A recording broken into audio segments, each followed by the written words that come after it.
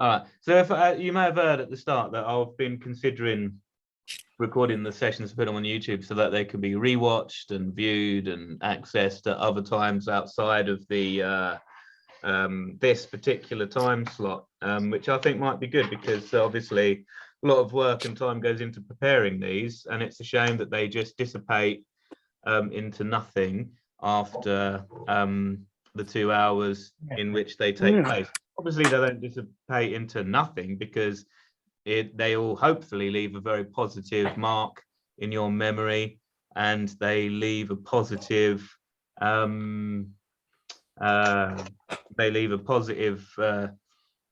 thing in your in giving you these 2 hours of stimulation, and obviously you make the drawings as well, and so there's not they go into nothing, but it might be good for them to be, you know, accessible later. So I'm going to record them. If I do put them on YouTube, then I'll edit out participants' screens and that sort of thing, so that you don't need to worry about being captured on YouTube or something inadvertently and unintentionally.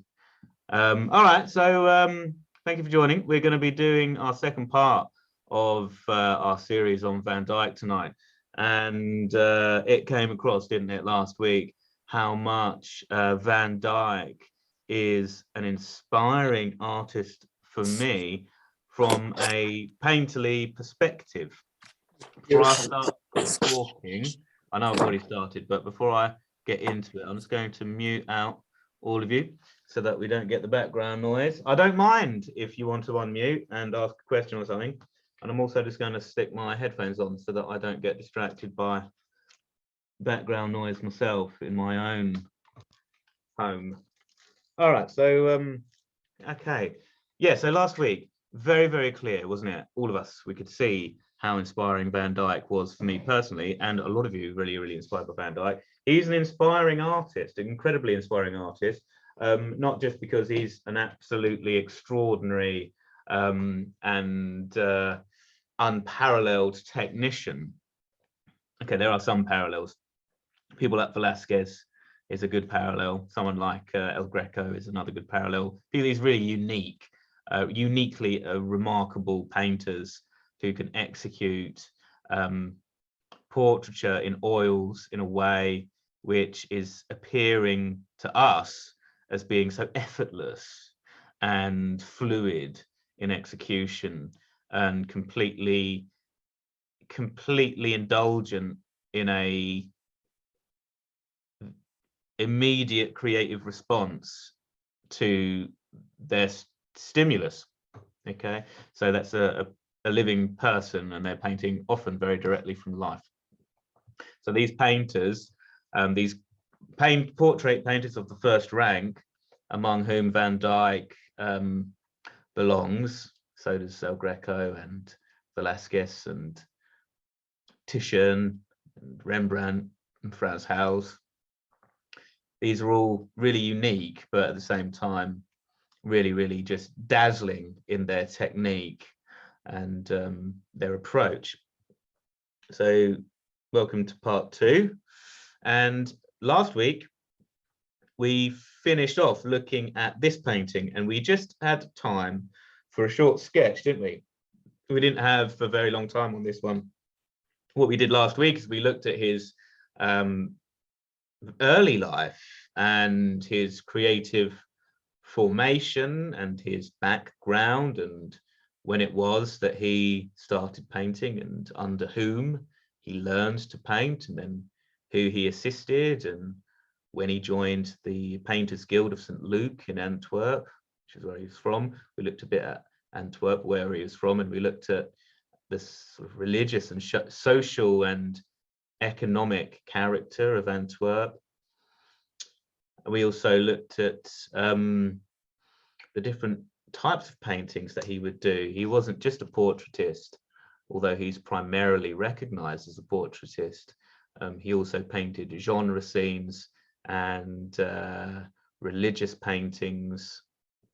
And here we don't see a portrait of someone else other than the artist. This is a self-portrait.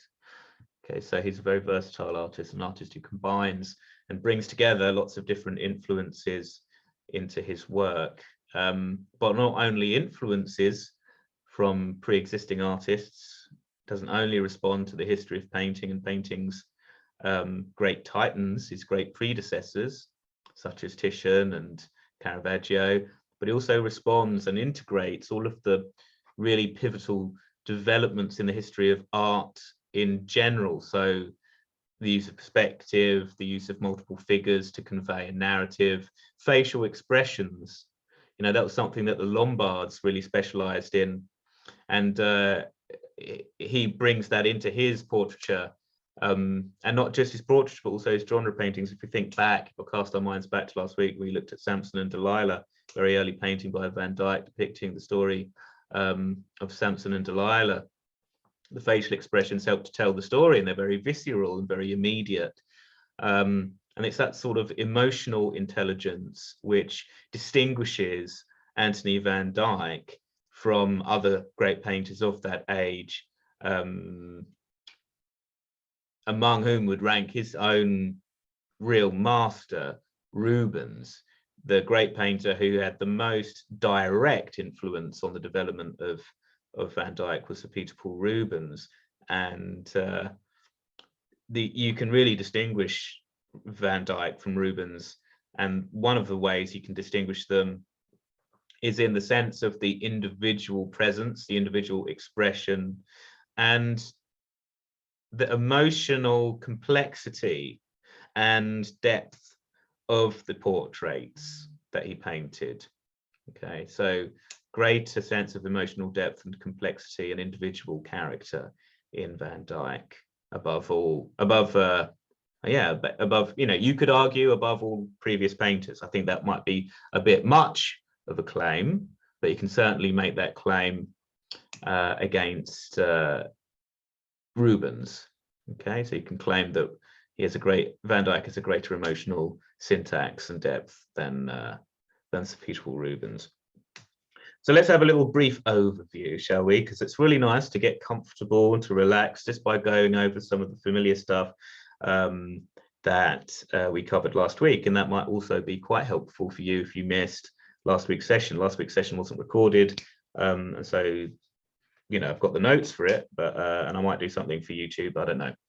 But anyway, so before I get distracted, born in Antwerp in 1599. It's a very, very important year. It's approaching the turn of the 17th century. There's a very, very significant difference between the art that you think of when you conjure an image in your mind of the art of the 16th century. This is the century of Leonardo, it's the century of Raphael, it's the century of Michelangelo. Well, Leonardo and Raphael were there at the very beginning, the first 2 decades of the 16th century, but the 16th century is really the period of Michelangelo and of Mannerism, of the great Mannerist painters. It's the century of Titian, it's the century of Giorgione, it's the century of the Mannerists, okay? The 17th century is a completely different period. It's a completely different style of and aesthetic in painting. And of portraiture in the 17th century is very different to portraiture in the 16th century. And if you think about 17th century painters like Rembrandt and Velasquez and Frans Hals, you couldn't mistake any of them for a 16th century painting. It's got such a different feel in the handling of the paint. The paint is much thicker. It's applied with much more of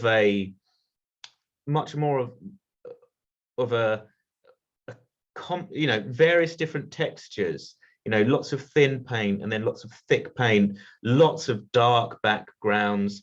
They also have a more immediate effect because they appear to be, to a greater extent, painted from life in the 17th century versus those painted in the 16th century. The exception you could make for 16th century portraitists could be Titian, except it's more likely that Titian mainly worked from drawings, would paint from drawings and sketches, maybe even oil sketches, and would sometimes paint from life.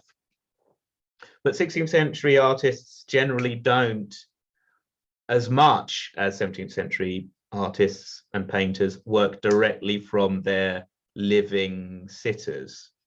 So that is a change in character in the way that the paint is applied. And with 17th century artists like Sir Anthony van Dyck, who are working directly from life, that changes the way they technically paint.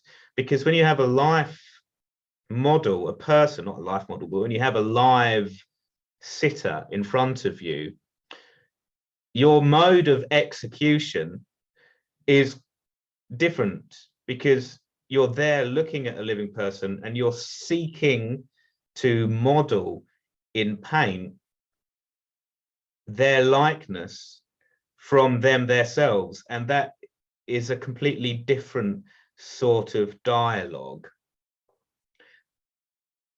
compared to working from a design on paper.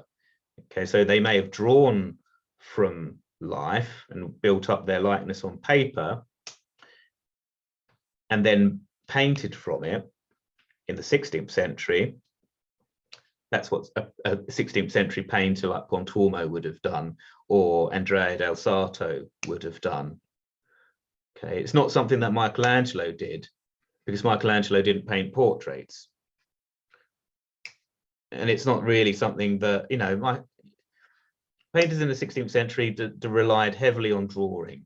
Okay, the Venetians did things slightly differently, especially after Giorgione, because Giorgione really emphasized this whole new approach to drawing. I think if any 16th century painter did more to did the most to transform painting forever, it was Giorgione, because he was the one who first introduced this concept of painting being independent entirely from drawing. Okay, that's really, and that was unthinkable to a Florentine. For a Florentine painter, the idea of painting having nothing to do with well, not nothing to do with drawing. You know, Giorgione would never have said that painting had nothing to do with drawing, but the idea, the concept of the act and process of painting itself being independent from drawing, and there not being a pre-existing design that informed and formed the basis of the painting.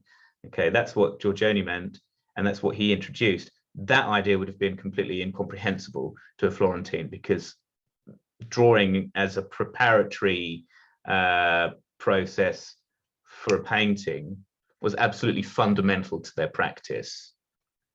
Okay, and for sculpting as well. Okay, so in the 17th century, this idea of painting directly from life and not doing preparatory drawings and working directly onto the canvas with oils in a way which wasn't built up in numerous layers, but alla prima, that's really one of the main technical differences that distinguishes 17th century painting from 16th century painting. And it's a very, very profound difference, because painting directly from life is visible on the canvas. You can tell when something's painted from life. And when a painter has worked with limited time in front of a high status patron who they are trying to model a likeness of. Also, it just feels different. You're in a completely different headspace when you're working like that, and it shows in the painting. And with a great technician like Van Dyck, the brush strokes are loose, they're electrifying, they're intuitive, and truly miraculous. So Van Dyck's really important, really significant. We do know that he did also paint not from life. His forerunner in the court of the English monarchy, he did have an interaction with James I in 1620, between 1620 and 1621. He was in England for about 4 months in 1620, and then he returns to England after leaving in 1632, returns to England and settles there more or less permanently. Does try to initiate a new phase of his career in Italy again, but ends up returning to England and then dying that same year in 1640, 1641. But with Van Dyck, yeah, we do have, you know, when he's working with the English monarchy, he does early on paint not just from life, but also uses the work of his predecessor, an artist who remains in England working in the English court. It's Daniel Mytons, Mytons, Flemish Dutch painter who was a court painter under James I and then Charles I successively, who was there before Van Dyck settled in there. And he did actually work from a likeness of the king and queen from paintings that were done by Daniel Mytons.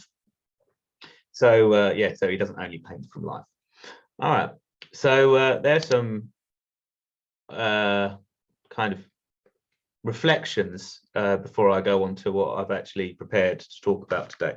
That just I just felt in that moment that it was quite important to distinguish 17th century painting from 16th century painting, because we mainly deal with 16th and 15th century art in these drawing from history workshops, and we don't often do painters that are from a later period.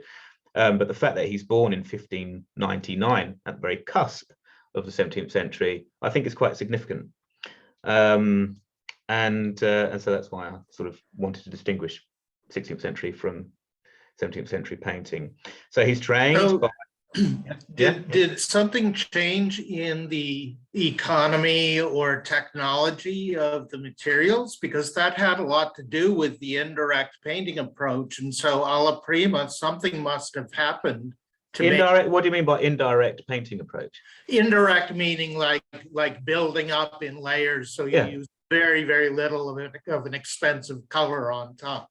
Yeah, and that would be what you would associate more with the earlier painters. Right, right. Yeah, okay. So, so to have alla prima, I'm just wondering if there was something different in the economy or the types of materials they were using, because that's a big shift.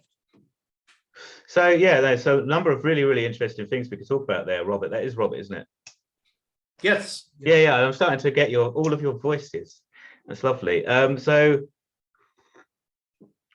Okay, so the material shift and the approach, material shift within this broader technical shift. Okay, so artists of the 16th century in Italy, except for the Venetians.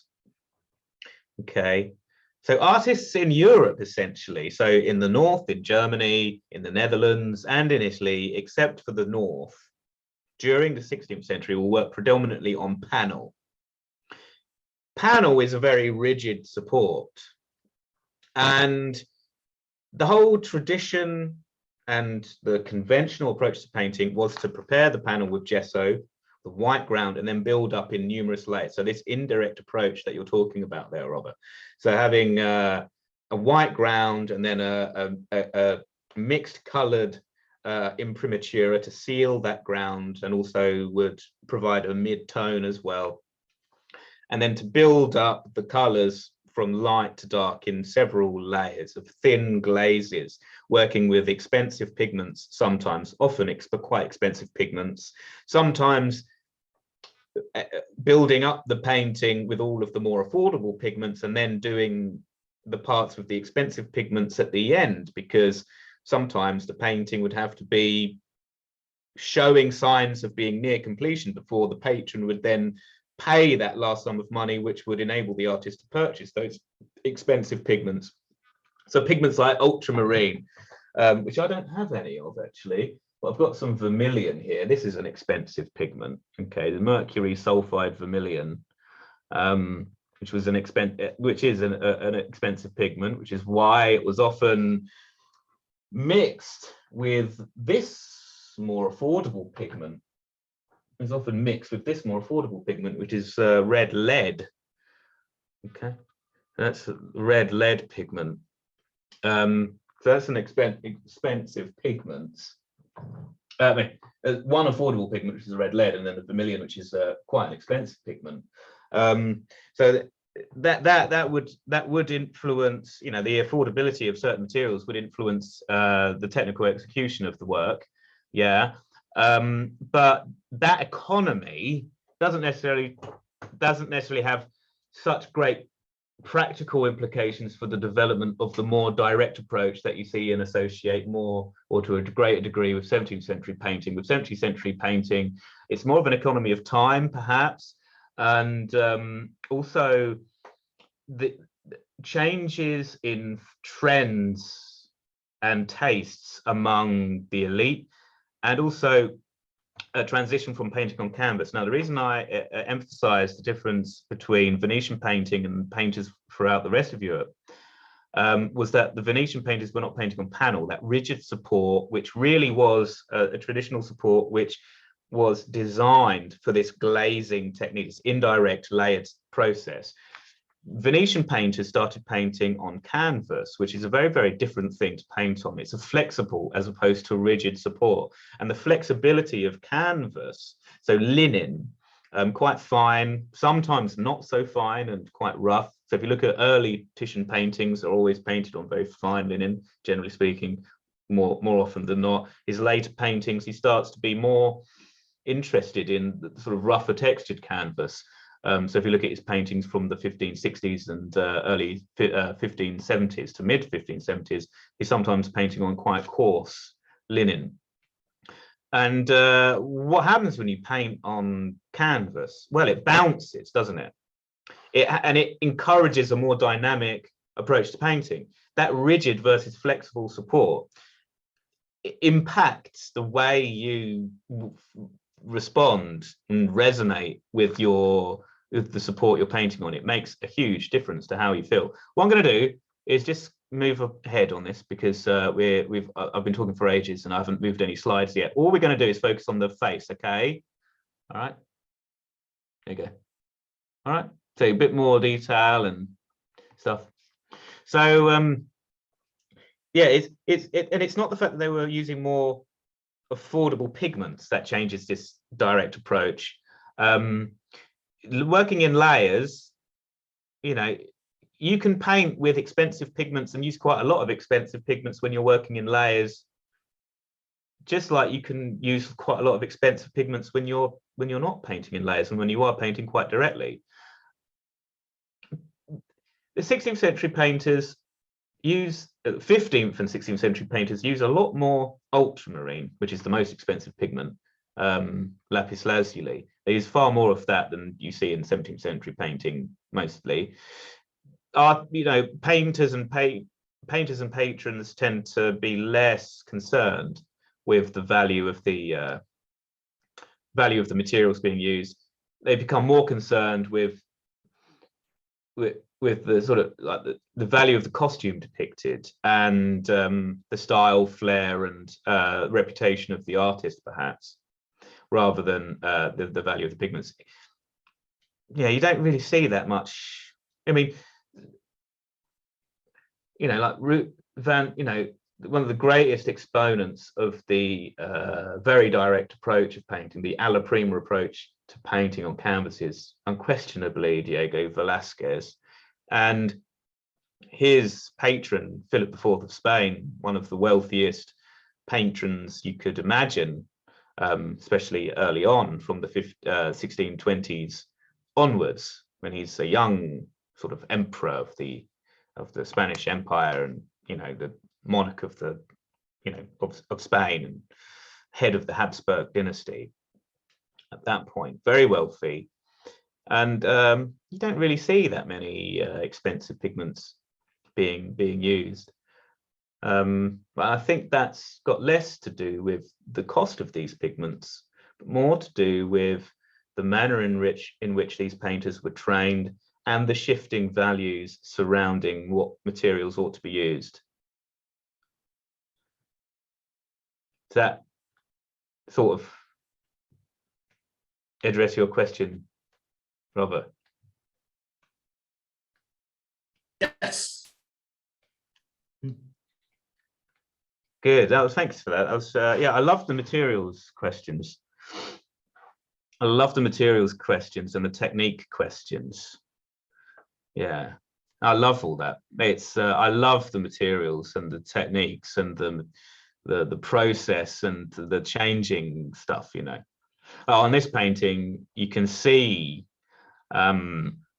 you can see the layers, you can see the transparent layers, and it's, you know, it's, you can see that there are transparent layers here. For example, there's a ground that is increasingly becoming more widely associated with Van Dyck. If you read Jill Dunkerton's essays in the National Gallery technical bulletins, which you can freely access online and download, she talks about the sorts of double grounds that Van Dyck would use. And Van Dyck was also one of the painters who started using in the 17th century canvases that were even ready prepared. We think of the ready prepared canvas as a product of industrial societies, you know, so like Winsor and Newton from, I don't know when they started actually, are they 19th century or they 20th century, Winsor and Newton.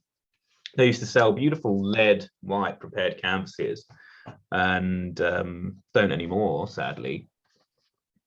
But yeah, so a double grounded lead white primed canvas. I think there's still a supplier in New York somewhere, fabulous art shop in New York that still sells lead primed linen, which is one of the supreme sort of surfaces you could ever paint on.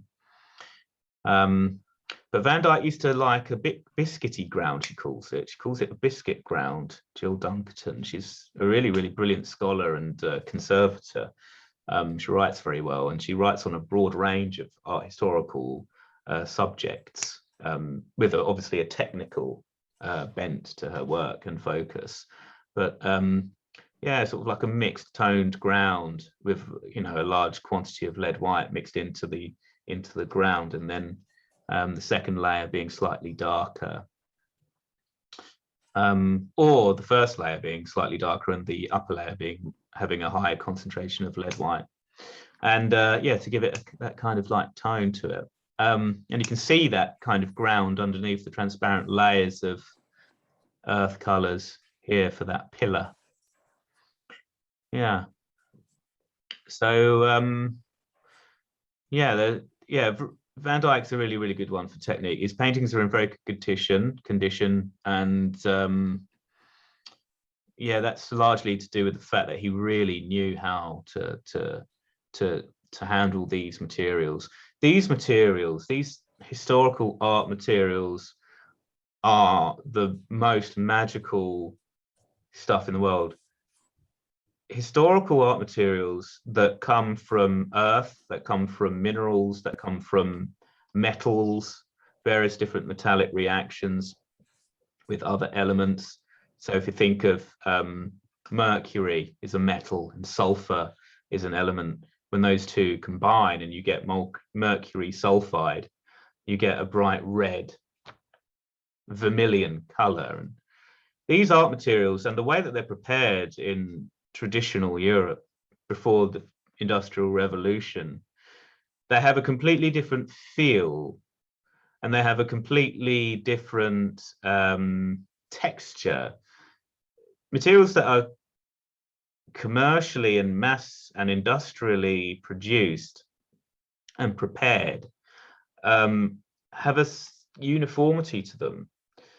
There was Karen Groen, who was recent, you know, she died, I think, within the last 10 years. She was one of the leading scholars on Rembrandt. Amazing lady whose work is what is and continues to be incredibly transformative and important for anyone who's interested in Rembrandt. It's Karen Groen. And she headed the Rembrandt Research Project. And one of their findings was that the reason Rembrandt's paint had its particular character was because of essentially, not just because of the quality of the oil and the treatment of the oil. Yeah, the oil had been heated before it was used to ground the pigments. They found out, her research team found out that Rembrandt had actually heat treated his oil before grinding pigments into it. But also it's the particle size and structure of the pigments. And so they used pigments, they compared pigments that had been ground and prepared in the same manner that they had been when they had been used by Rembrandt. That's in a windmill. Okay, so you get a windmill, which was used to ground grain in the 17th century, and you grind up yellow ochre in these stone, these wheels that are being turned by a windmill. Particle structure isn't so broken down, isn't so uniform, and much larger particle size in these paints. And you compare that to a sample of a piece of dried Rembrandt paint that he's used, it's a piece on his paintings, and you get that same particle structure, and the paint seems to behave in a way which is more like painting in the 17th century. A painter today, even if they had great technique and they kind of done lots of practice and research onto the technical application of the materials, if they were squirting out Michael Harding's oil paint, which is one of the highest quality oil paints you can buy today, or Rublev or Vasari, or Winsor and Newton with their artists range, or any of these sort of expensive oil colors, it still wouldn't be anything like what these painters were using. It wouldn't look the same. It'd be some awkward and difficult to discern difference. It's because they're painting in historical things. And then there's also the question of the fact that the painting is aged a lot, which changes its appearance. Paintings that have just been made don't quite look like they've just been made. Okay, and paintings that are 300, 400, 500 years old don't look as though they were just painted. They would have looked pretty different when they were just painted, because oil darkens, oil becomes more transparent over time, pigments fade and discolor. But in the case of Van Dyck, that the wearings of time are mitigated, because Van Dyck really knew what he was doing, and he used oils which didn't discolor as much. So he preferred walnut oil, which is unusual for a Northern European painter to use walnut oil. But he chose walnut oil because it was available to him, even though linseed oil was the normal oil to use for a Northern European artist, whereas walnut oil was more common for an Italian artist. Van Dyck chose to use walnut oil over linseed oil, despite the longer drying time. It takes longer for walnut oil to dry. It's because walnut oil is clearer and doesn't yellow as much as linseed oil. It doesn't change when you mix. If you mix a lead white, I've got lead white out here. If you mix lead white with walnut oil, it looks different to how if you've mixed it with linseed oil, because linseed oil is always darker, and they didn't use refined oils back then. You didn't have refined linseed oil. Nowadays, you go to the art shop and you buy some linseed oil, it says refined linseed oil. It's either heat refined or alkali refined. And it was all cold pressed back then. They did treat the oil with heat and with oxygen to polymerize it and to give it some viscosity.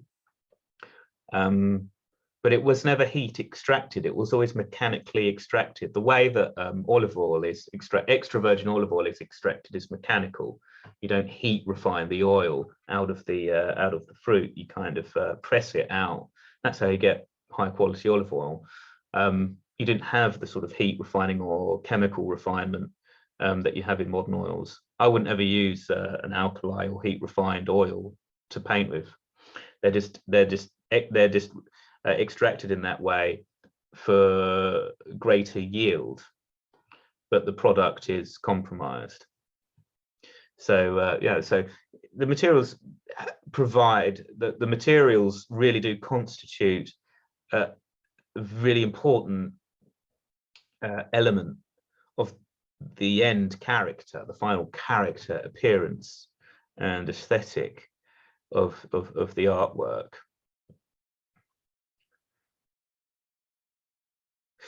So What time is it now? How much have I kind of have you all left?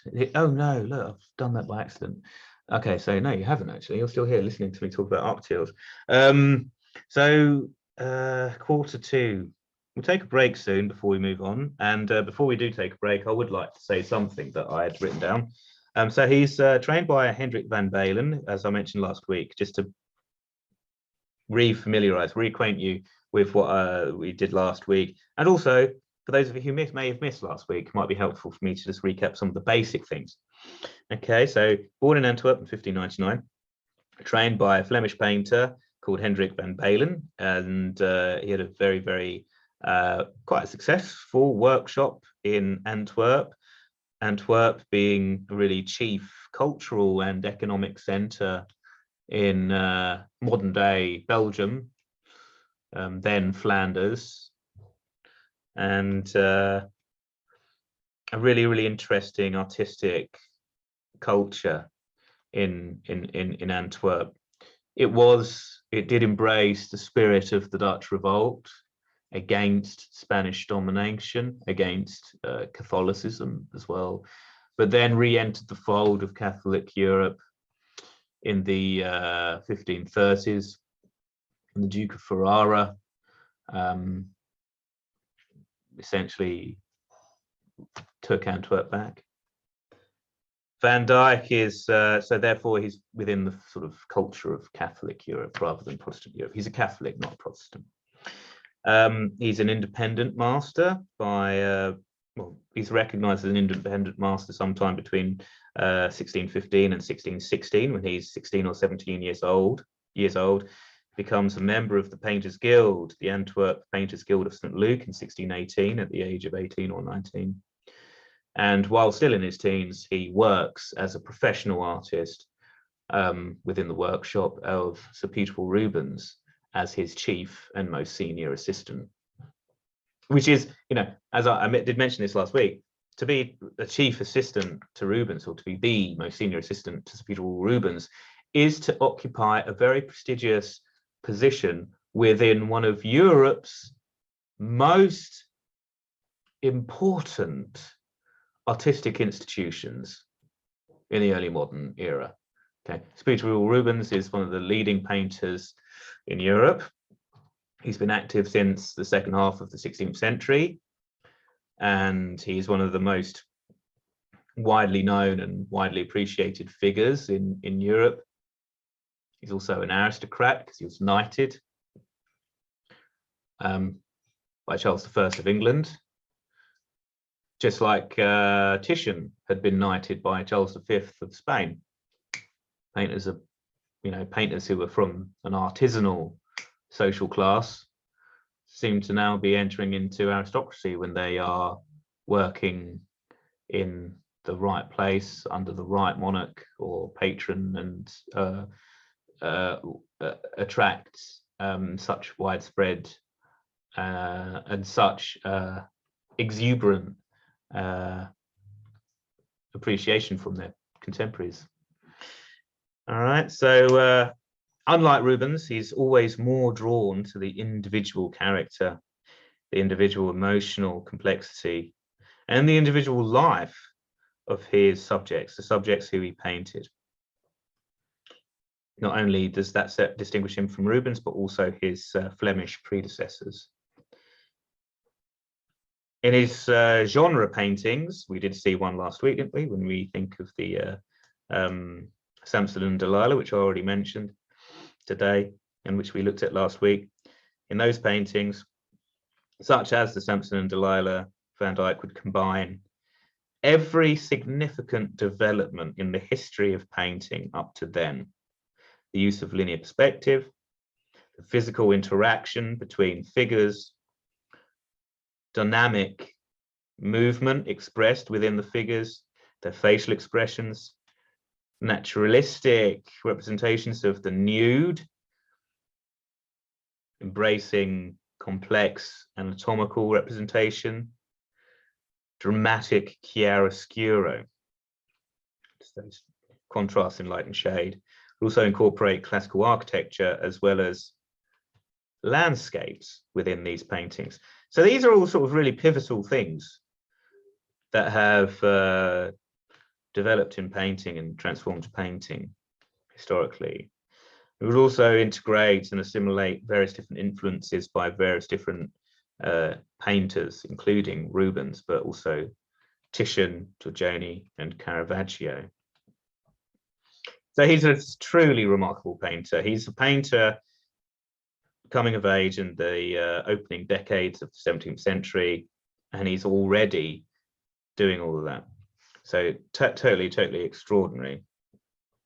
Something that we discussed last week, which I found really fabulous, to have both Rian and Anne speaking up and sharing their insights into the painting, which I found incredibly helpful, actually, myself. This is what I wrote. I wrote in my notes just before starting, I wrote that in his early Samson and Delilah, he even evoked a sense of the intent of Delilah, a sense of her machinations through the actions, positions, and gestures of her hands, as discussed by Rian and Anne last week. So yeah, the hands are so fabulous as well. Okay, so a painter of unbound technical and compositional facility, but also precocious sensitivity to emotion, sometimes having the advanced taste and tact to paint with great minimalism, such as in his early portrait of Cornelis van der Geest. The portrait of Cornelis van der Geest is something that Van Dyck painted when he was 19. It's in the National Gallery. It's a very small painting, and it's totally arresting. And we looked at it a year or two ago when I did a Van Dyck, sorry, workshop before, which is why it's not included in this series. All right, so this painting, Van Dyck visiting England in 1620 at the age of 21 or 22, and King James I wanted him to become a court painter. And that's what this has been, what we've been drawing. What we'll do now is take a short break, I think, because yeah, I want to see some drawings, and also yeah. Well, actually, maybe before we take a break, what I'm going to do is just finish up describing this painting a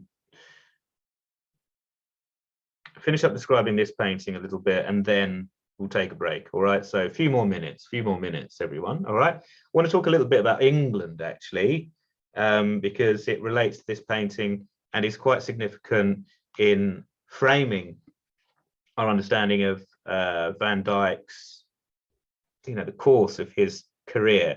So Van Dyck stayed in England for 4 months, and this is probably, and they certainly think so at the Metropolitan Museum of New York, which is where this painting lives currently, that this painting was possibly or probably even painted during that time, that first visit to England.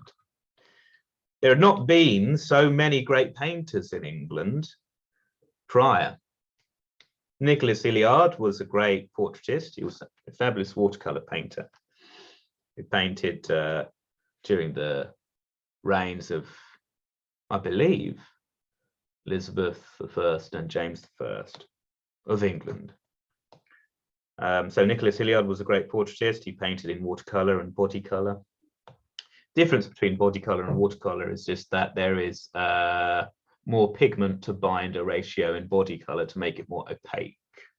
So its body color isn't something which would be used as a wash, which is what you normally associate with watercolor. Body color is just a more pigmented watercolor paint, basically. They're both bound in gum arabic, but body color just has a higher pigment. It's just more highly pigmented than watercolor. There'd also been Hans Holbein working in England in the previous century for the Tudor king, Henry VIII. So these two sort of names come to mind immediately when you think of who were the good painters in England prior to Van Dyck. And the two, there are others who I will mention presently. England had a culture of employing overseas artists and craftsmen for numerous things, not just painting, but their weaponry, sculpture, as well as painting. So they're, you know, the best metal workers in the world are German and Italian mainly. If you wanted really high quality armor, Milan. The reason is because Milan is at the top of Italy and is always being invaded by France. You know, so strategically, Milan is in a very, very difficult geographical location, and so that's why you get, you know, lots of high quality weaponry and armor in Milan. So Henry VIII, for example, loved to hire Italian armorers, master armorers, and had them at the Royal Armouries in Greenwich, you know, full of Italians, full of Germans working in English workshops. It wasn't just the armourers and metal workers either. There were the painters, you know, like Holbein, who was from Germany, who was attracted to the English court. It was a letter by Sir Thomas More to Erasmus of Rotterdam that established the connection between Holbein and England.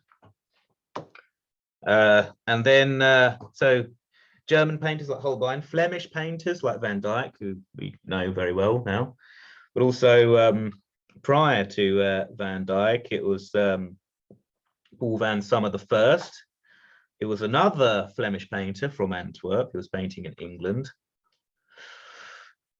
during the reign of James I. And then there's also, what about sculptors? Well, sculptors in England, we have Pietro Torrigiano, who was the Florentine sculptor who left Florence and settled in England, first under Henry VII, and continued to work for the Tudor royal court under the reign of Henry VIII as well.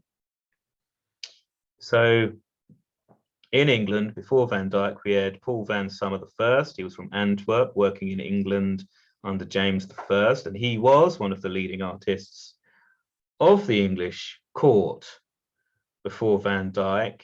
And in between Van Dyck and Sommer, we had Daniel Mytons, and Daniel Mytons was a Flemish Dutch painter in England by 1618, working in England by 1618.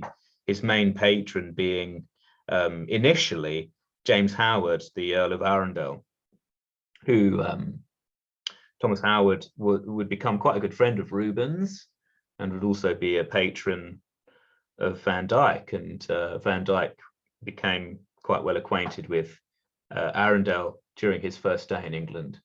And it was Arundel's collection of art, which was where Van Dyck, as a youngster, was able to see Titian's canvases for the first time at Arundel House. So yeah, so it was Daniel Mytons painted James I and Charles I, and was the most significant portraitist for the English court until Van Dyck would eventually return and settle in England in 1632. So it's in 1632 that Van Dyck comes back to England after leaving, after only staying for 4 months. He would then return 1632 and transform English painting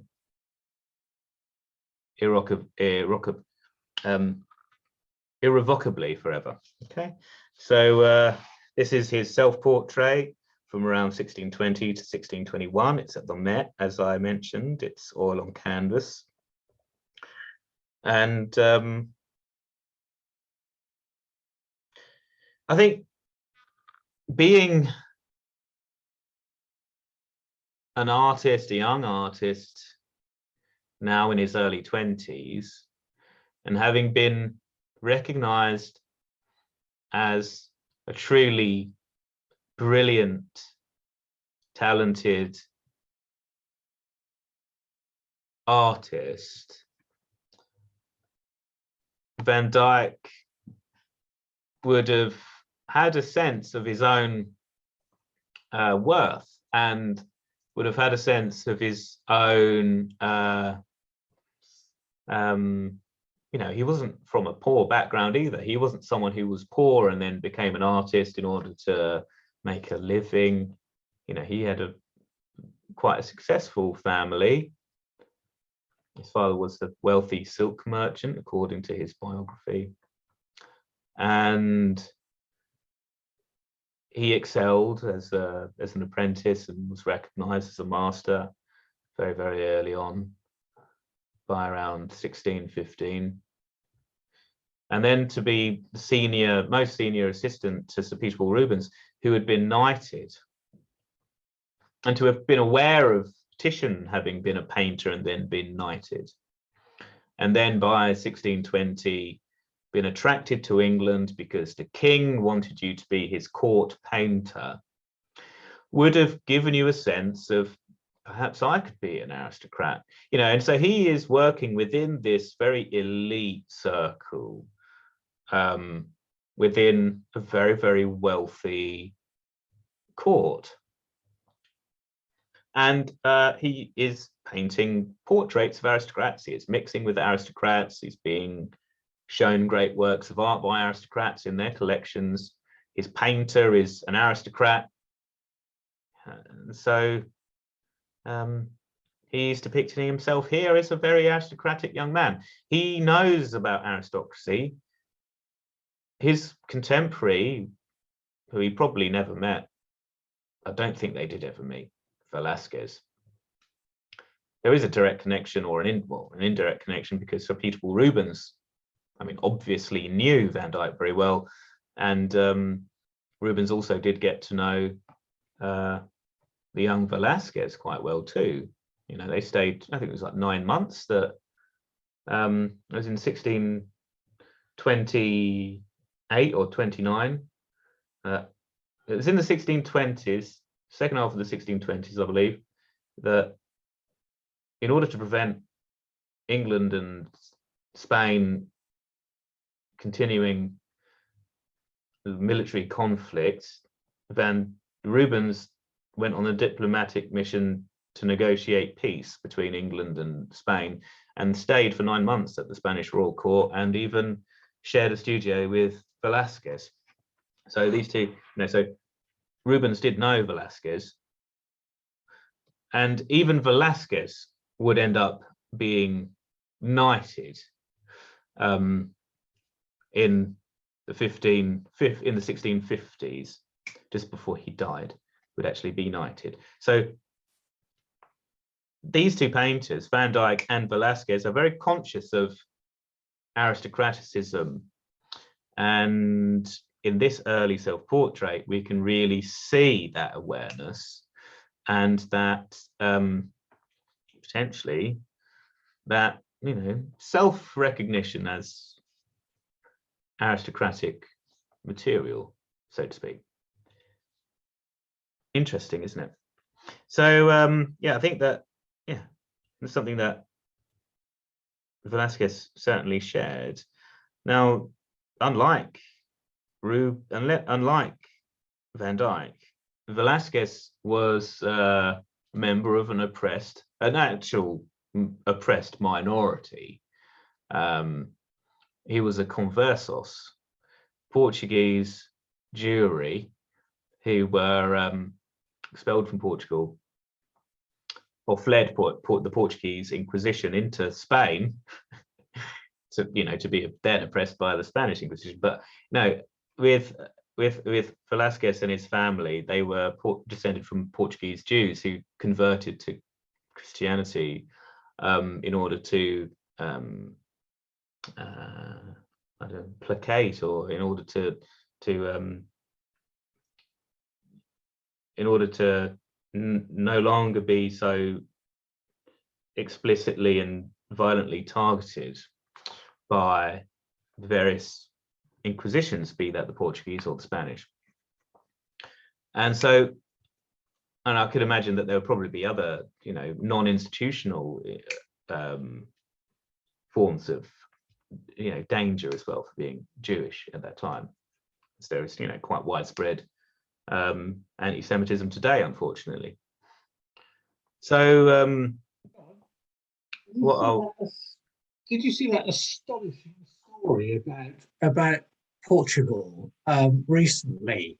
That apparently Portugal has a law which you can be granted Portuguese citizenship if you are the descendant of a Jew who was exiled in the 15th century. wow, that's amazing. And there is some rabbi who's recently been arrested because he has been certifying that various, usually Russian oligarchs, Jewish Russian oligarchs, are the descendants of Portuguese exiled Jews, which possibly be. So, including Roman Abramovich. Sounds ridiculous, doesn't it? Story. Wow. So there's that phenomenon that I was just talking about is recognized to this day in Portuguese law, and there are, by the sounds of it, quite corrupt individuals who are trying to exploit it. Am I right in that, in thinking that's what you're? Yeah. Interesting, isn't it? That's hilarious. What a funny connection to what I'm saying. That's thank you very much, Wilson. That's very interesting. So with Velasquez, yeah, he is a member of this conversos group, you know, so Catholics who were descended from Portuguese Jews, from, you know, Jews, and you know, that does actually have a direct and, you know, practical implication, or series of practical implications for Velasquez's professional and social advancement. He wasn't able to, you know, he wanted to be an aristocrat, Velasquez did. He wanted to join one of the most prestigious and important and wealthiest orders of chivalry. It was the Order of the Knights of Santiago. He did actually manage to join the Order of the Knights of Santiago after the papacy issued 2 papal dispensations in his favor, so that his Jewish blood could be overlooked or claimed that he wasn't, in fact. So this, you know, it's so interesting that a painter from you know, it shows you how complex history is, I think, when things like this happen. When someone like Velasquez, who is a member of, you know, yeah, it's not a controversial thing to say at all that he was a member of an oppressed group, was able, because of the nature and character of his society, and because of his remarkable ability and intelligence and skill and artistry, able to climb to the very highest reaches that a painter could, and also enter into the Spanish ruling class, become a nobleman. It's fabulous. All right, so we'll take a break there. Aristocraticism. I love aristocraticism. I like talking about it too. So let me just pause the recording so we can have some people showing some work. Okay, so we're starting off with this one, the whole painting, before we zoom in to those other details. Now look at that red cloth. I mean, you can really see that after being in England, even though he was there for just a few months, and then goes back to Flanders, and then travels around Italy for 6 years. He starts to become more, I don't know if experimental is the right word, but he certainly starts to be more courageous in how he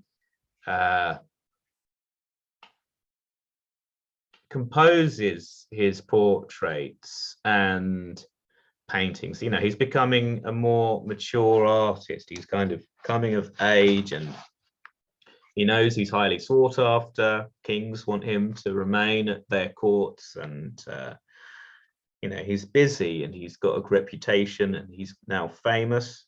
He's also seeing more art. He's also becoming more aware of the history of painting and seeing lots of things. So, as I said, after his first day in England, he returns to Flanders and then moves to Italy, where he remains for 6 years. And he does return to Flanders for a while in 1622 upon the death of his father. But he spends time in Rome. He spends time mainly, though, in Genoa. And it's the Genoese aristocracy that he really that he paints, and it's painting them that he really finds his distinctive style for the aristocratic or courtly portrait. And he always retains that very personal feel and that empathetic or empathic emotional sensitivity and delicacy in his work, his sense of the individual likeness. There's often a sort of striking sense of a real person in his portraits. They have that spooky, would you say realism? I mean, it's naturalism. It's very, very profound naturalism, but is it realistic? It might actually be realistic as well. I mean, in this painting, I think the drapery is so Venetian influenced. The way that it's been executed, its layering is incredibly Venetian. It's almost as though he's really looking closely at Titian. I think Titian, well, we know for a fact that Titian was Van Dyck's favorite painter. You know, he owned lots of Titian paintings. If you go to the National Gallery in London, there's the one that stands out in particular, the family portrait of the Vendramin family, where they're venerating the relic of the True Cross. And that was brought to England by Anthony Van Dyck. So Van Dyck used to collect Titian paintings. He used to collect old masters. He used to collect drawings as well. He owned a collection of Leonardo da Vinci drawings. He had that beautiful silver point drawing of a horse with its rider. Amazing drawing. And even used it in an oil sketch. He did an oil sketch based on a Leonardo drawing. So, you know, even Van Dyck did his drawing from history, which is really nice. And in that fabric, that drapery, you really see the influence of Titian. It's the way that paint has been layered. Now, we spoke quite extensively about technique in the first half, quite early on. Robert's question about materials and was it the cost and the value, the economics of the craft, which had something instrumental with regard to the development of technique from the more layered and indirect approach towards the more direct and alla prima approach. And what you can see in this painting is the use of both. Now, I mean, the background is obviously alla prima, which we're going to see when we look more closely. And the black drapery is probably more alla prima, the white lace and fabric, alla prima. That red drapery at the background is not alla prima. There's glazes in there. And that's something that Titian is really, it really stands out in Titian's paintings, the glazes that he uses. Titian had such great impact on the alla prima painters of the late 16th and throughout the 17th century, those artists. Titian was an artist who combined alla prima with glazes, and belief in glazes as a really fundamental and important aesthetic and method characterizes his entire career. There are elements of real sprezzatura in very direct application, so really dynamic and bold brush strokes of thick opaque paint layered on top of various layers. Okay, so there are alla prima layers on top of darker layers, which are very pastos in Titian's work. Some parts are alla prima, but Titian is known to have said that you can't do a figure alla prima. You lose the poetics of the figure if you try to paint them too directly. So with Titian, he would work up an underpainting of the figures and let them dry with very broad areas of color before building up layers. But he doesn't sort of glaze so much on the figures later on. Look at Bacchus and Ariadne, early painting from the 1520s. You can see that, you know, virtually nothing is really alla prima in that painting. Maybe the bluebells, but the figure is like a satyr in the foreground, the one battling with the snake. You can see that, you know, underneath that, and all of that overpainting has been, all of the underpainting is no longer exposed. It's had layers of oil on top, but there's even glazes on top of the second layers. You know, he's glazed over some shadows. So he's painted the whole figure in quite dark paint and then gone over it with his flesh tones, and then he's glazed on top of that layer, which is when it's dried, and he's sort of modeled some shadows in subsequently.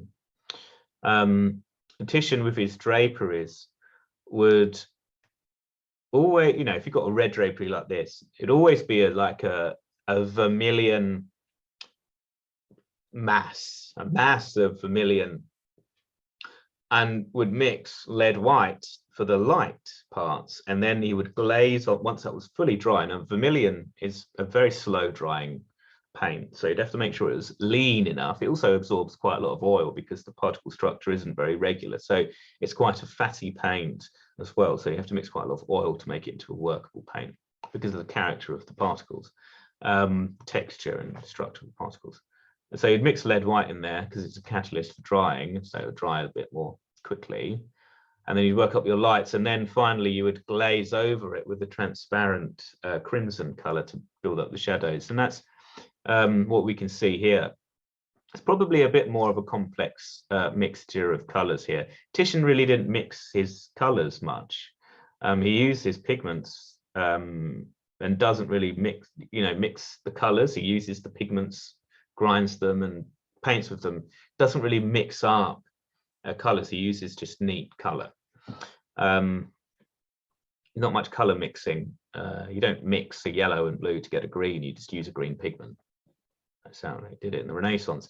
It doesn't look like just vermilion. I mean, this painting has suffered a bit as well. So there's some discoloration. There's also some flattening. But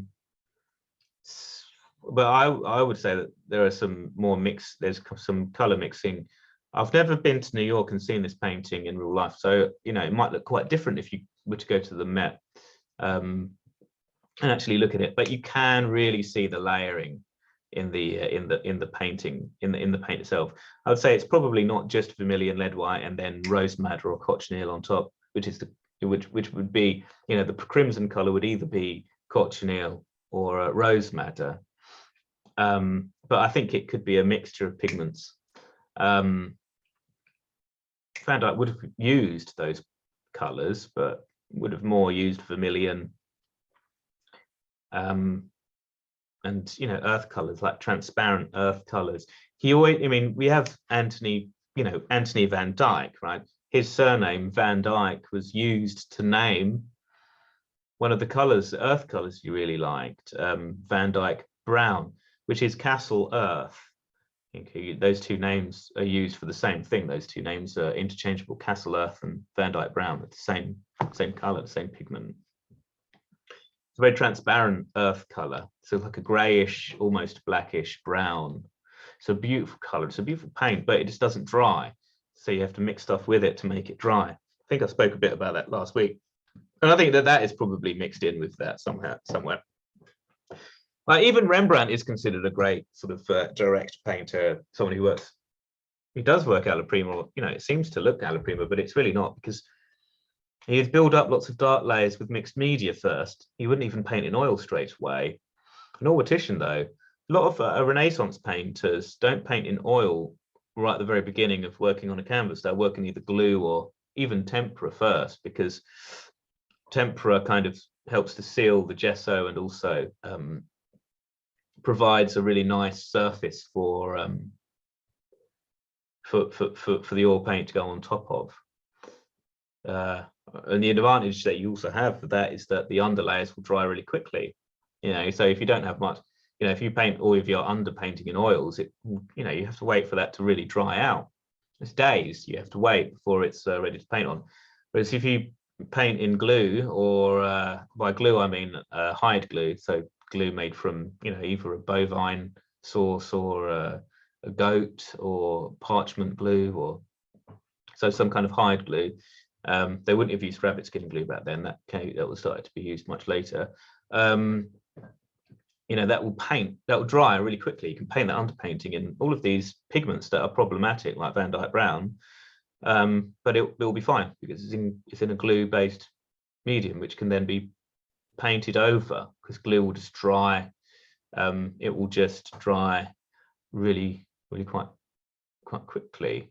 The humidity will evaporate and the collagen will set, and it's fixed there, and then you can paint over it, and it's all good. But again, the problem with Van Dyke Brown is that it will turn grey on exposure to air. So, but being locked into a glue binder, it should be fine, because still the collagen will protect it.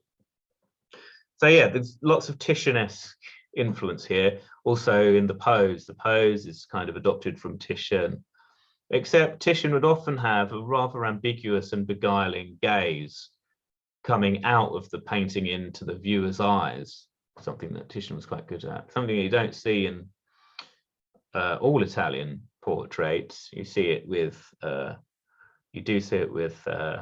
Raphael, you see it with Leonardo, but you don't see it with Michelangelo. Michelangelo leaves behind only 2 portrait drawings, no painted portraits. Some of his ignudi are looking out at us, but his portrait drawings and drawings just of heads and busts don't really look out to us, just look away. But here, yeah, she's looking out into her own environment. She's not aware of the outside environment. Often painters do, increasingly in this time, do start to make their sitters, who are locked in this painted world, aware of our world outside of the painting, looking in. She doesn't seem to know that we're here. She's in that painted environment, looking out into it, and we're just looking at her, and she doesn't show any awareness of us. She's engaged with her own stuff as well, like in her left hand she's got her book, her right hand is just very relaxed, planted on that arm of the chair. So who is she? Well, we actually don't know. This is a portrait of a woman called the Marchesa Durazzo, and it's painted between 1622 and 1625. So that time, in those years following his Van Dyck's first visit to England. Okay, so he's been to England, he's seen great collections of paintings, he's been active in a royal court of James I. They really wanted him because, as I mentioned, England didn't have a great tradition of native painters. There wasn't a great indigenous tradition of there isn't. Compare English art to Italian art in the Renaissance, or even German or Dutch.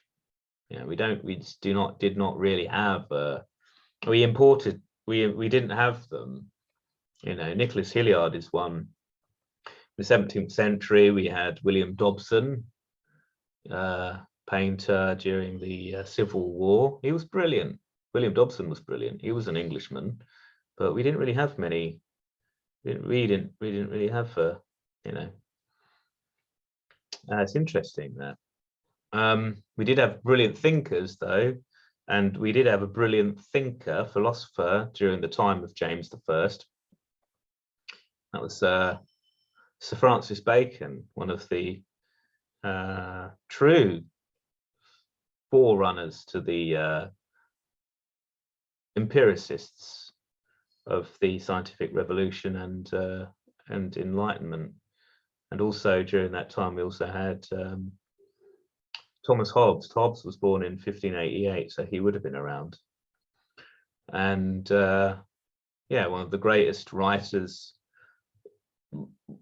in any language of all time, Thomas Hobbes. So he did have a great intellectual tradition, but not so much an artistic, painterly or sculptural. And there was a culture of importing that kind of talent from overseas in this country. We had lots of good blacksmiths, but the best armor came from Milan. The best metallurgists were often German, and painters and sculptors from around the continent. So Van Dyck in England would have been aware of that, and would have been aware that he would have meant a great deal to the English court.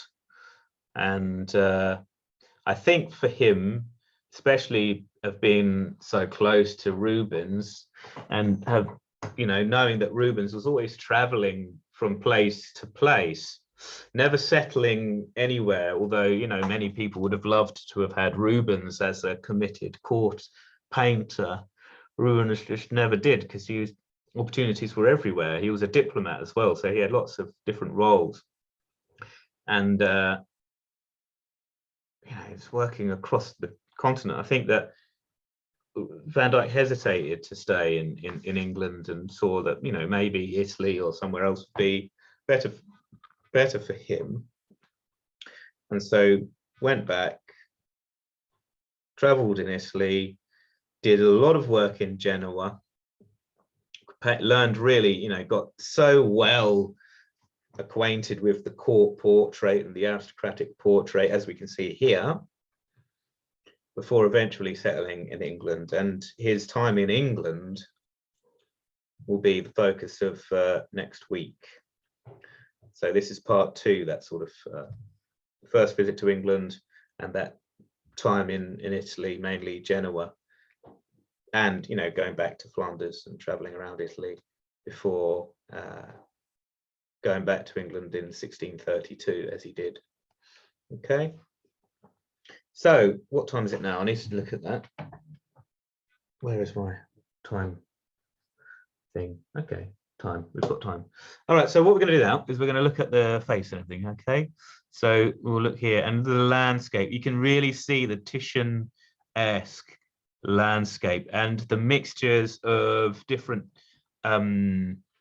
transparencies and different textures, something that, and he's also using a fairly coarser canvas in this one. Now that we can see a bit closer, we can see the different effects. You can see the glazing in the red drapery. You can see, so there are three or four layers of modeling on that big red drapery. You can see through to the transparent ground as well in patches. So if you look to her face and look, if you just draw your eye to the right from her eyes, you can see through that thin glaze to the brownish earthy ground layer. If you look above and to the left of her head, you can see 2 or perhaps even 3 layers of red paint building up those the folds in the drapery, the effects of those folds in drapery. really Titianesque influence in that landscape. So those singular brushstrokes for patches of the green of the patches of the plants, and you can see that he's also painting a breeze. There's a breeze pushing those wonderful plants there. I don't know why they're wonderful. I said that. They are wonderful because Van Dyck painted them, and you can see that he's given movement to the landscape. Landscape isn't always static, is it? That's really lovely. He's making the landscape quite dramatic and atmospheric. Out there, it is quite, you know, I think that's a wonderful bit of landscape painting. It's very effortless. It's very, you know, it's very humble, I think. And then just a bit of pink there, the setting sun reflecting to the light. So we've got that time of the pink. And the reason I know there's lead white in that pink, you see those bands of pink just streaking across there horizontally, as though red sky is reflecting down, you know, so red somewhere in the sky is reflecting down, because we can see that there's blue in the sky, but we don't see any red in the sky, but we see sort of like a red reflection on the ground. It's probably red reflecting into the water, and maybe the sunset is somewhere outside of our view, and that sunset is red and reflecting down there. So that's gorgeous. And there are mountains, and then there's a bit of blue for, oh, red, lead white. Yeah, I was going to say why we know it's lead white. So the reason we know that's lead white is because if you look really closely at the pink paint there for the reflection, you see how the paint looks like it's stringy and stretchy in certain parts. That's because lead white is like that. These historical paints and these historical pigments, especially when they're not industrially produced and manufactured, they retain more of the individual character of each of the pigments. So lead is a very flexible metal. When you get lead white pigment, now this is lead white pigment that I've made myself. So I've taken strips of lead,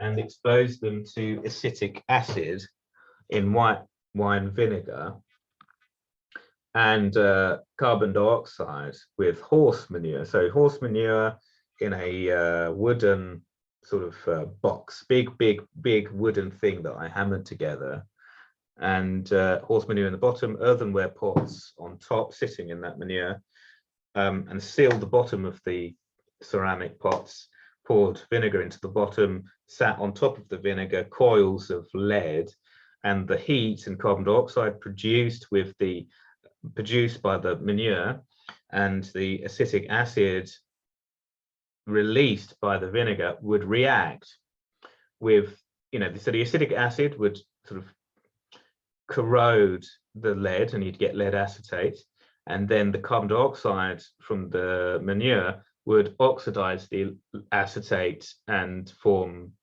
lead carbonate, and then you'd wash out all of the remaining lead acetate. It's water soluble and it's much lighter than lead carbonate, so it floats to the top and then will be poured away. So you wash it all out, so you just get the basic lead carbonate at the end. Okay, and when you mix this paint with oil, so if you mix this paint, this pigment, you grind the pigment up, and then you mix it with, you grind it into linseed oil or walnut oil if you're Sir Anthony Van Dyck. It basically is like the most astonishing thing ever, especially if it's all hand ground like mine is. It's all hand ground, and it's all kind of, it's all, you know, you've been with it since it was, you know, just basic lead, you know. It has that kind of quality. It has that flowing, stretchy, kind of unpredictable, kind of glossy movement to it. It's an amazing paint. And that kind of lead white and that kind of material is the reason, one of the central reasons why old master paintings are old master paintings. It's what they're physically constituted from. of. It's what they're physically constituted of. It's such an important thing, you know.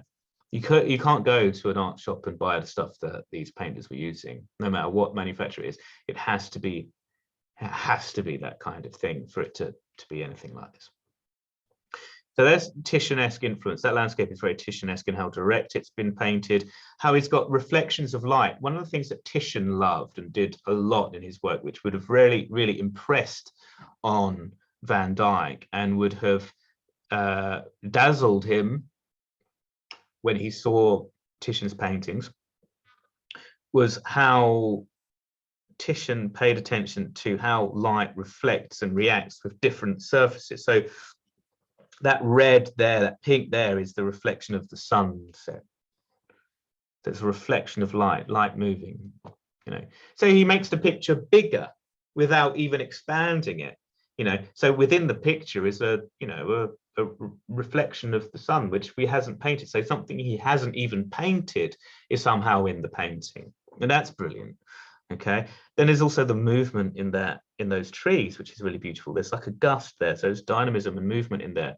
Titian was a very dynamic painter, and he's thinking of that. And I'm not sure I know of a paint, you know, I'm not sure I know of movement in the trees that's been painted in a way quite as convincingly as that. Then we've got this sort of transparency of this thing there on the chair, and the light reflecting on there. That is something that you saw in Titian, or Van Dyck would have seen in Titian there. If you look at Diana and Actaeon, which is in the Royal Collection, the National Collection.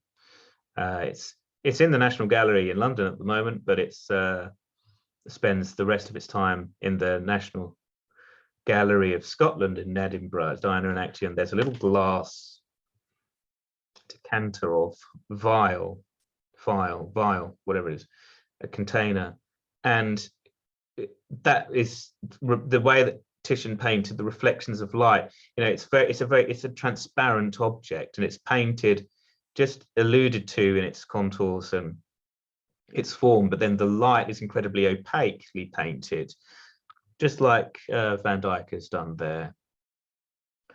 The way that the rough is painted with just a very slender sable brush with lead white oil paint, which has been thinned down with either a spirit oil like clove oil or oil of spike lavender, which is these are oils which dilute, that evaporate, you know. So linseed oil won't evaporate, it will polymerize and harden, whereas oil of spike lavender will evaporate. That's the solvent basically that old masters used to use before anyone ever used white spirit. You know, old masters never used white spirit. They didn't have white spirit. White spirit is distilled out of crude oil.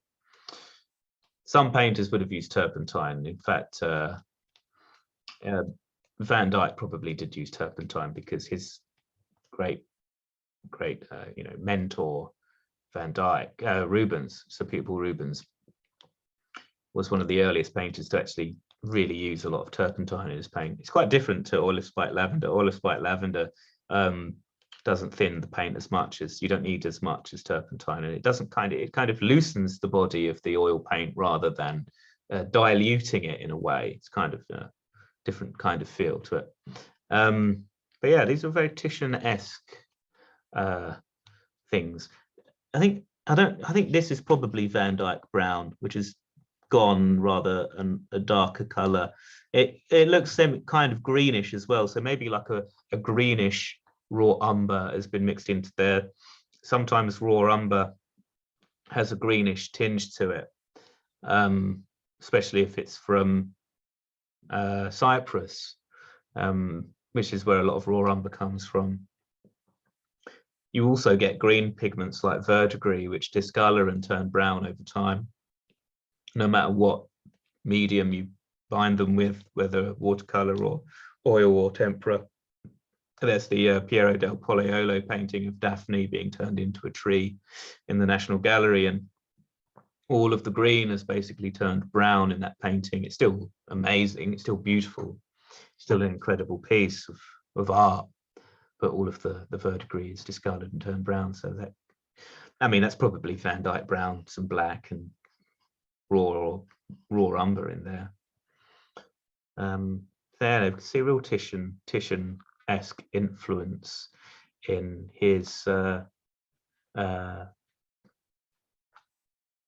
more mature portraits of aristocrats.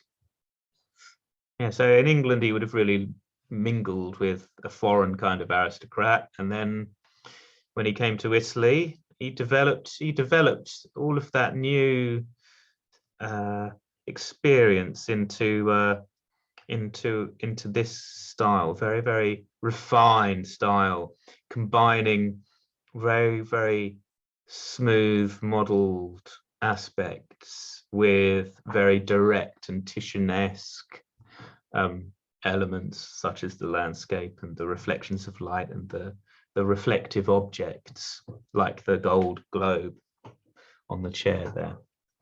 So really brilliant, really brilliant. All right, so what we're going to do now is we're going to have a quick sketch actually of her hands. Spoke a bit earlier about how last week Anne and Rian had a great discussion about the hands of Delilah. We don't have Delilah here, but we've got these two hands, and this is where we'll finish up today. We've got just a few minutes before we come back in and finish the session and look at some drawings, and and then go and have dinner. That book looks rather cute, doesn't it? I love the that is lead white as well, but that is not as, that's quite dry.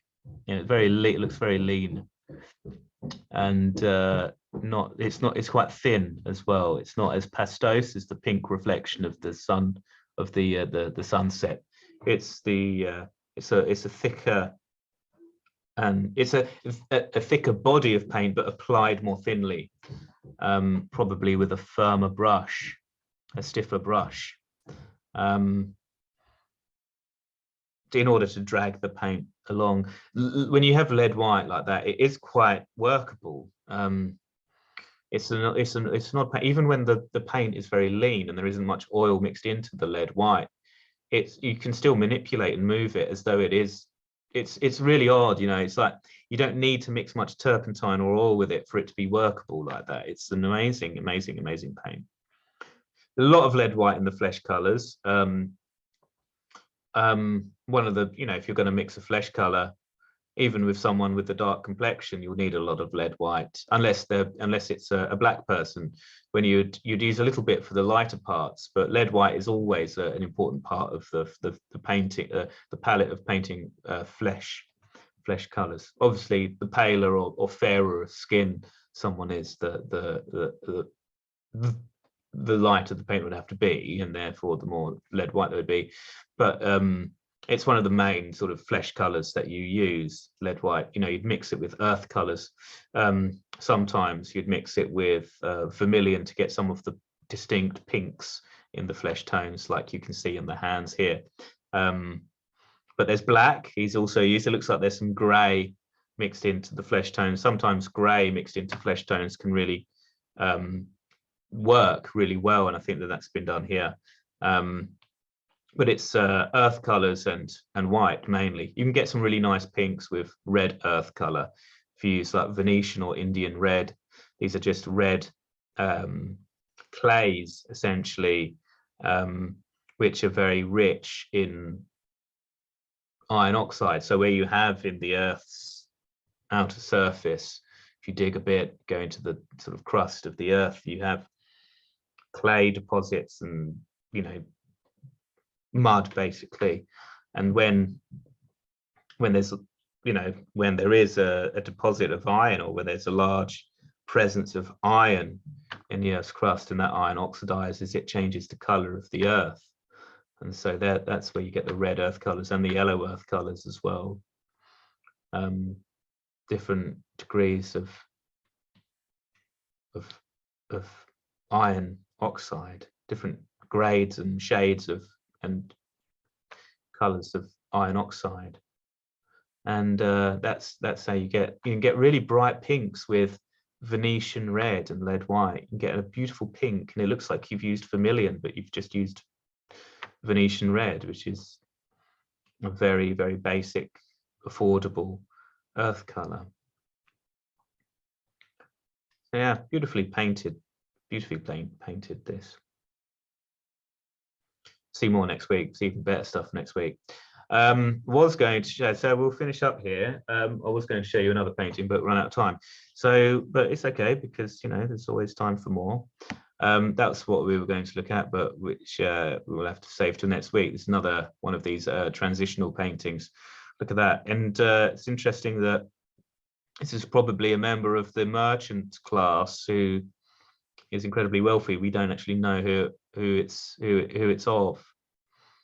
Okay, but yeah, we'll take a look at this next week, and look forward to seeing you there. Thanks very much, everyone. So what I'm going to do is I'll stop the recording. Okay, and